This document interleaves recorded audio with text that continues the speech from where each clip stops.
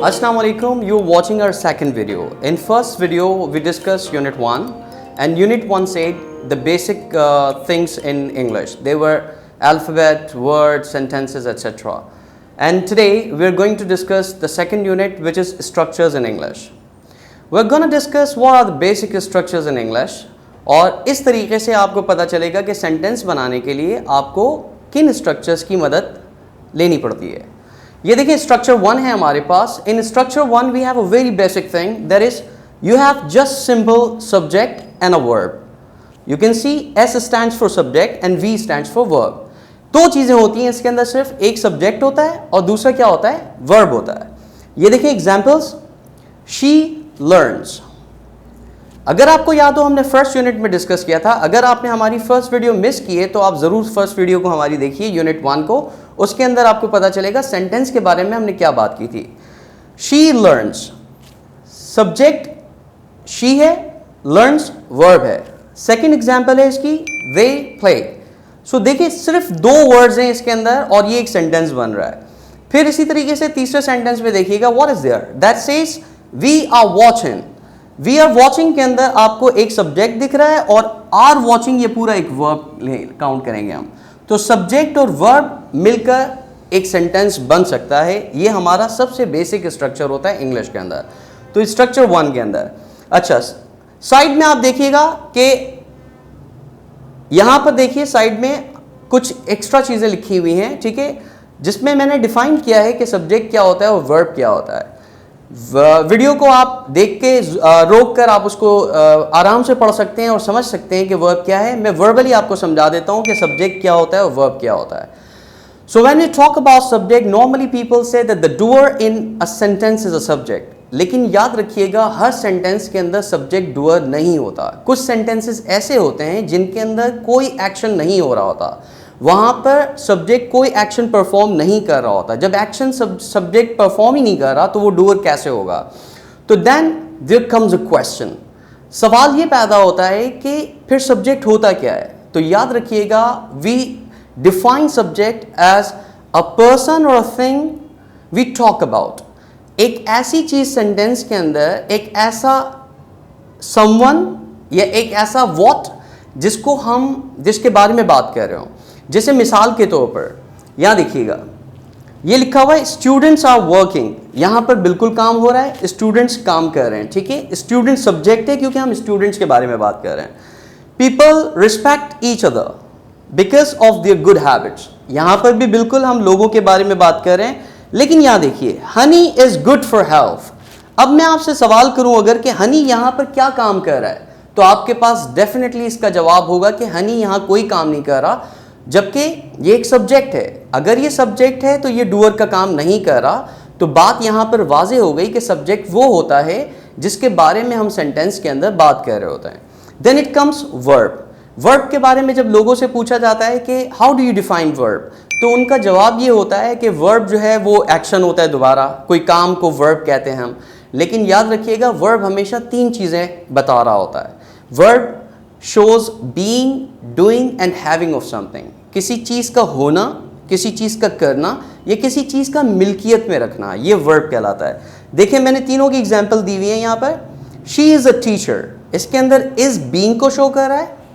She teachers English, इसके अंदर ये एक्शन है, ये डू को शो कर रहा है। शी हैज़ अ मार्कर, यहाँ पर हैज़ जो है वो पोजीशन को शो कर रहा है, यानी कि मिल्कियत को शो कर रहा है। तो सब्जेक्ट और वर्ब जो है वो मिलकर स्ट्रक्चर 1 बनाते हैं। Then comes structure 2।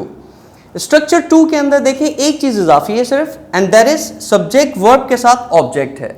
सब्जेक्ट और वर्ब हम ऑलरेडी बात कर चुके हैं। ऑब्जेक्ट क्या होता है, तो बहुत आसान सी चीज है कि ऑब्जेक्ट हमेशा याद रखिएगा वर्ब का रेसिपिएंट होता है, जिसके ऊपर वर्ब काम कर रहा होता है वो ऑब्जेक्ट होता है, ठीक है। She learns English. ऑब्जेक्ट को मालूम करने का बहुत आसान सा तरीका होता है कि आप व्हाट या हुम के साथ सवाल करें तो आपको पता चल जाएगा कि ऑब्जेक्ट क्या है सेंटेंस का। मिसाल के तौर पर अगर मैं इसका सवाल बनाना चाहूं तो मेरा सवाल क्या होगा, व्हाट डज शी लर्न। तो व्हाट को जो चीज आंसर करेगी वो क्या होगी, English. What does she learn, English. समझ आ रही है बात। So here that is very clear that object is the recipient of the verb it receives something from the verb, it receives action from the verb, and she learns English. Here she is the subject, learns is the verb, and English is the object. They play volleyball. यहाँ पर ये they subject है, play verb है और volleyball object है. We are watching TV. यहाँ पर देखिए वी सब्जेक्ट है, आर वॉचिंग जैसे कि मैंने पहले भी बताया वर्ब है और टीवी क्या है, ऑब्जेक्ट है. यहाँ पर ऑब्जेक्ट की डेफिनेशन लिखी हुई है, इसकी एग्जाम्पल लिखी हुई है, आप इसको पढ़ सकते हैं. मैंने एक्सप्लेन कर दिया है कि ऑब्जेक्ट क्या होता है. देखते हैं हमारा नेक्स्ट स्ट्रक्चर क्या है, जिसके अंदर क्या चीज़ इजाफी है. सब्जेक्ट वर्ब और ऑब्जेक्ट के अलावा क्या तीसरी चीज़ है? यस, यहाँ पर एक चीज़ आ गई एडवर्बियल. शायद अगर मैं गलत नहीं हूँ तो आप में से बहुत सौ को नहीं पता होगा कि एडवर्बियल क्या होता है. और मज़े की बात बताऊँ, जब हम एक्टिव से पैसिव सेंटेंसेस बना रहे होते हैं तो उस वक्त हमें ये नहीं पता होता कि इसके अंदर ऑब्जेक्ट कौन सा और एडवर्बियल कौन सा है. हम ये समझते हैं कि हर चीज़ जो कि सेंटेंस के आखिर में आ रही है वो ऑब्जेक्ट होती है, जबकि ये कॉन्सेप्ट बिल्कुल गलत है. यहाँ देखिए एक स्ट्रक्चर होता है सब्जेक्ट वर्ब और एडवर्बियल का. सब्जेक्ट और वर्ब आप जान चुके हैं क्या होता है. अब यहाँ पर देखें एडवर्बियल क्या है. तो याद रखिएगा एडवर्बियल या तो कोई एडवर्ब होता है या फिर कोई एडवर्बियल फ्रेज होती है.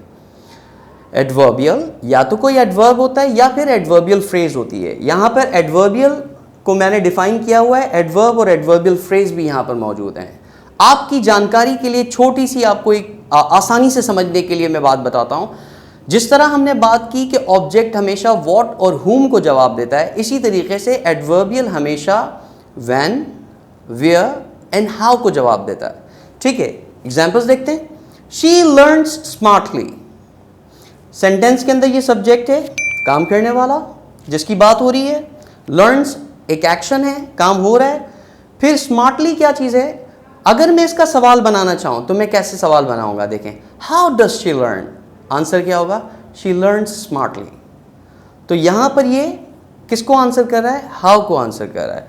तो एडवर्बियल हमेशा व्हाट और whom को आंसर नहीं करता, बल्कि वेयर को, व्हेन को या फिर हाउ को आंसर करता है. Let's see the second example is going to clarify मोर.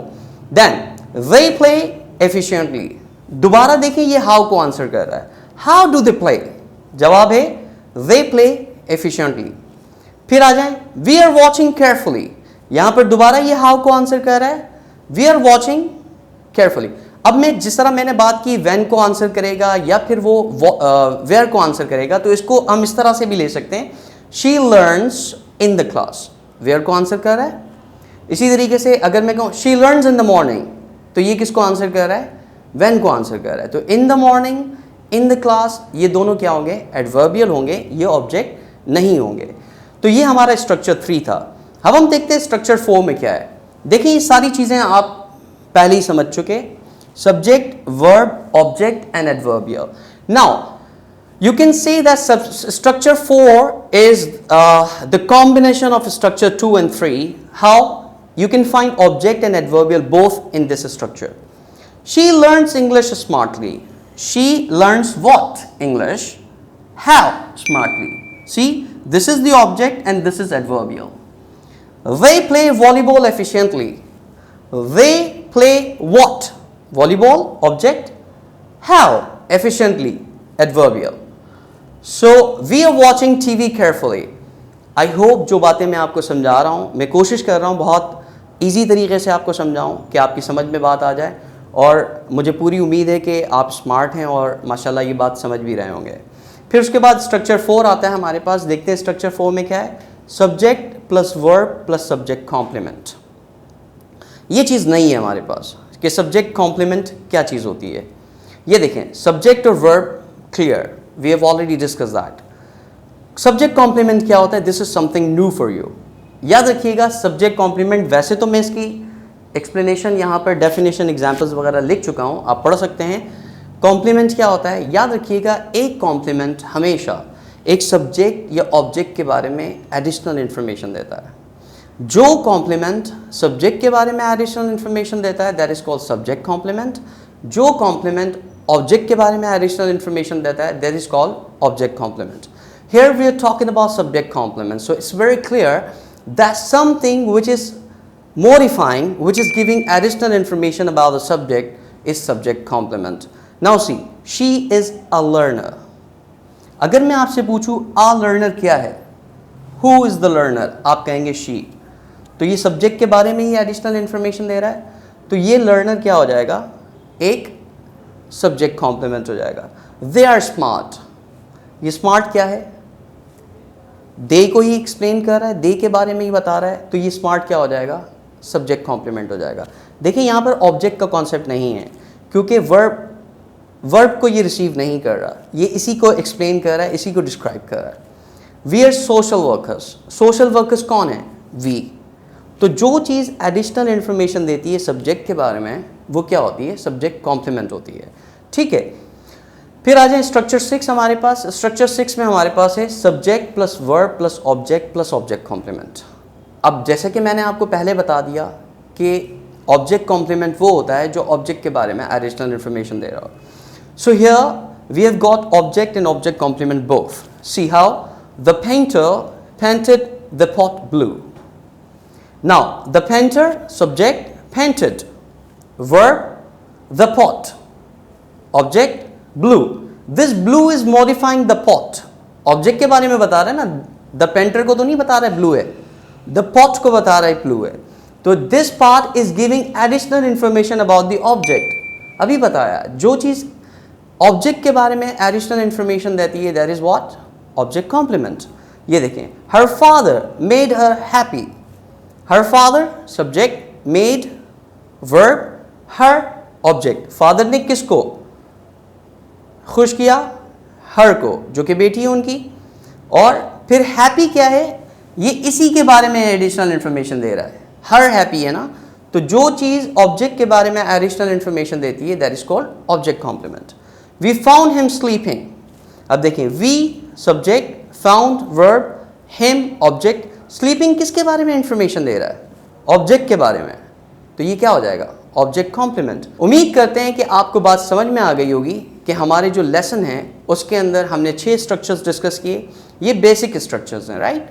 इसके अलावा आप इनमें से मज़ीद स्ट्रक्चर्स बना सकते हैं। जैसे हो सकता है कि किसी स्ट्रक्चर के अंदर सब्जेक्ट भी हो, वर्ब भी हो, एडवर्बियल भी हो, ऑब्जेक्ट भी हो, ऑब्जेक्ट कॉम्प्लीमेंट भी हो। किसी स्ट्रक्चर के अंदर, मतलब ये बेसिक चीज़ें इस्तेमाल होंगी, इससे हटकर भी चीज़ें उसके अंदर हो सकती हैं। उम्मीद करते हैं आपको हमारा ये लेसन भी पहले लेसन की तरह समझ आया होगा और आपने इसको पसंद भी किया होगा। इंशाल्लाह आपसे अगली वीडियो में दोबारा मिलेंगे और आप हमारा चैनल सब्सक्राइब भी कर चुके होंगे। और उम्मीद करते हैं कि जैसे ही आपको हमारी न्यू वीडियोस मिलेंगी तो आपने बेल आइकन को भी प्रेस किया होगा और आपको नोटिफिकेशंस मिलते रहेंगे। थैंक यू वेरी मच, अपना बहुत ख्याल रखिएगा।